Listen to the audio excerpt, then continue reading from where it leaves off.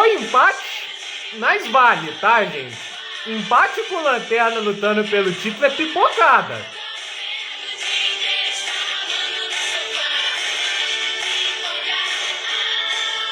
Agora tirando isso, né? Quase que eu não uso a música hoje, né? Quase que o Arsenal faz aquela virada que pra muita gente seria histórica, mas como acabou 3-3, vira um empate contra o lanterninha do campeonato, a Southampton, que por pouco não foi uma derrota que ia destruir o moral do elenco do Arsenal, né? Vamos ser sinceros, né? O Arsenal tava perdendo de 3-1 para Southampton, e assim, a Southampton que basicamente no segundo tempo só tava se dignando a se defender, só precisou de uma chegada ao ataque para marcar um gol. Aquilo ali é inacreditável. E um Arsenal que foi lá, tentou encarar o busão da Southampton e no final ali achou 2 gols, né? O Odegaard, belíssimo chute fora da área, o Saka aproveitou um belo rebote para fazer o gol de empate e ali foram minutos finais de pressão e apesar dos 10 minutos de acréscimo, o Arsenal não conseguiu o gol que dava vitória e deixa 2 pontos pelo caminho. Nesse momento, o Manchester City pode matematicamente assumir a liderança da Premier League. O Arsenal tem 75 pontos e o City, que é o segundo colocado, tem 70, mas tem 2 jogos a menos. Caso vença esses 2 jogos, vai a 76. E nota, o próximo jogo do Arsenal é contra o próprio Manchester City. Se o City vence esse confronto direto e os jogos que faltam, a vantagem de 4 pontos. E vocês acham que o City queima uma vantagem de 4 pontos, né? E assim, isso não são só as notícias ruins para o Arsenal. O Arsenal ainda tem uma sequência de jogos bem ingrata pela frente. Mas falando mais sobre esse jogo, sobre o terceiro empate seguido do Arsenal, né? Porque isso tem que ser ressaltado, é o terceiro empate seguido do Arsenal, né? Olha, você vai no jogo com a mentalidade de jogar um pouco a pressão pro City, é inverter, né? Porque quase toda rodada o City estava jogando primeiro, né?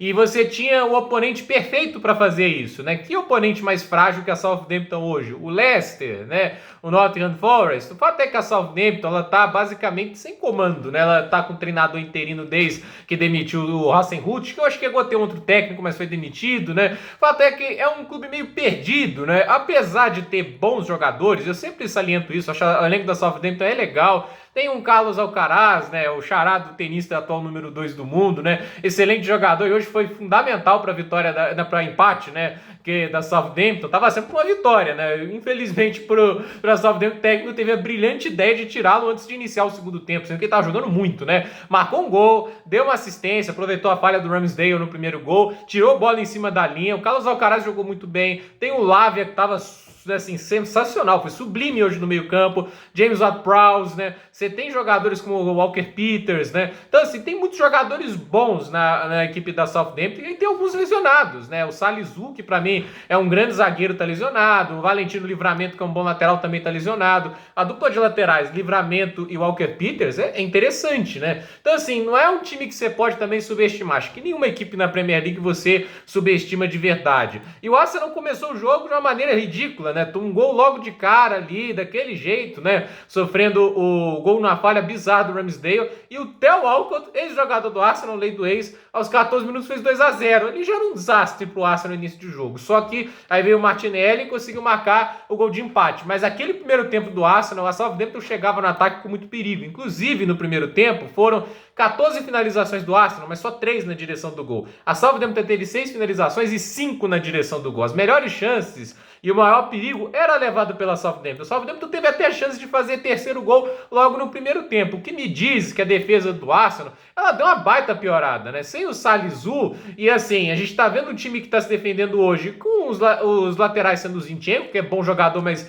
não vem no melhor momento da temporada, o Benjamin White fazendo a lateral direita e Holding Magalhães fazendo a zaga. Literalmente, assim, a falta que faz o Salisu, Salisu não, né? O Saliba é muito grande, né? O Saliba é uma diferença brutal para o que está sendo ali o Holding, né? E assim, fato é que o Arsenal foi pro primeiro tempo no intervalo, né? De uma maneira assim que complicada, né? Tá perdendo pro Lanterna, mentalmente é uma coisa difícil de absorver, né? Você tá vendo um time que tá na última posição, quase não ganha jogos nessa Premier League. A Southampton, no contexto geral, ganhou 6 jogos em 32 partidas nessa Premier League. E assim, foram lá pro segundo tempo, tentaram atacar, e os primeiros minutos, por mais que pressionavam muito, né, eles não estavam finalizando, né, tipo assim, o início de jogo ali é muita pressão, mas uma demora enorme para finalizar, né, e chegou no momento que chegou lá a Southampton tendo um contra-ataque, ganha um escanteio, e lá vai o Dejon Caleta K fazer o gol que dava 3-1 para Southampton. Ali é um silenciador para a torcida do Arsenal, que demorou muito para assimilar a pancada, né, só nos 80 minutos ali para frente que o time começou a recuperar um pouco, né, colocar a cabeça no lugar, tentar buscar aquele gol, porque foram 10 minutos de um Arsenal assim que sentiu, assim, foi um cruzado de direita no queixo do Arsenal, que esse gol da Southampton. Mas veio lá o Odegaard e ele fez o que talvez deviam ter feito desde o início, chutar de fora da área, gente. O goleiro da Southampton não é o Oblak, entende, né? O Gavin Bazunu é um goleiro limitado, entende? Se você testar ele de fora da área, talvez passa, né? Porque assim, se for Oblak, né? Se for Buffon, esse tipo de goleiro, você até entende? Mas lá o Bazanu, um Kepa, né? Que aceita chute fora da área, tenta, né? E o Odegaard faz o chute, nem é o chute mais perfeito de todos, entra, né? Foi a receita, tem que chutar, né? Tem que ir lá testar, né? O goleiro. E aí veio 2 minutos depois, vai lá o Saka e faz o gol de empate. Ali parecia ali, aí o Emirates estava silenciado, explode, né? Tem os minutos de acréscimo, tem até 2 minutos extras que o árbitro deu, talvez até pela assim, cera que alguns jogadores da Southampton fez, interrupções. O Arsenal tenta, mas não consegue, né? E acaba no 3-3. Pode ter sido admirável o Arsenal ter conseguido o empate, mas não deixa de ser um tropeço, né? E a questão é, esse foi um jogo contra o lanterna do campeonato inglês. Tecnicamente, não há adversários, né, tão fáceis de se pontuar quanto a Southampton nesse campeonato, né? Todos, assim, o time que mais assim, perdeu pontos nesse campeonato foi a Southampton, né? E agora, quais são os próximos adversários? Manchester City, acontece na próximo meio de semana. O Chelsea, tudo bem, tá jogando muito mal, mas é clássico, né? Então você não subestima a clássico. A Southampton tava jogando mal e roubou pontos hoje. E tem talento no Chelsea para aprontar. Newcastle, que tá jogando muito bem, o Brighton no The Derby, e aí as 2 rodadas finais, quem sabe, né, um respiro, né, o Nottingham Forest do Steve Cooper, que é a maior baba da Premier League hoje, e o Wolverhampton do Lopetegui, mas também não é fácil, né, o Lopetegui é um bom técnico, então não há jogos fáceis na Premier League, essa é a verdade. Talvez hoje só o Nottingham Forest do Steve Cooper, porque é muito mal treinado, mas a questão é, o Arsenal está agora numa sequência muito complicada, né? E de muita pressão para cima desses jogadores. Já não consegue imprimir aquela intensidade de antes, porque há um cansaço da temporada toda, né? E esse tá rivalizando contra um time que te dá muita pouca margem para erro. E agora a gente vê 3 empates seguidos. O time não está jogando bem. E se perde para o Manchester City, é difícil de acreditar que o City vai entregar. Porque assim,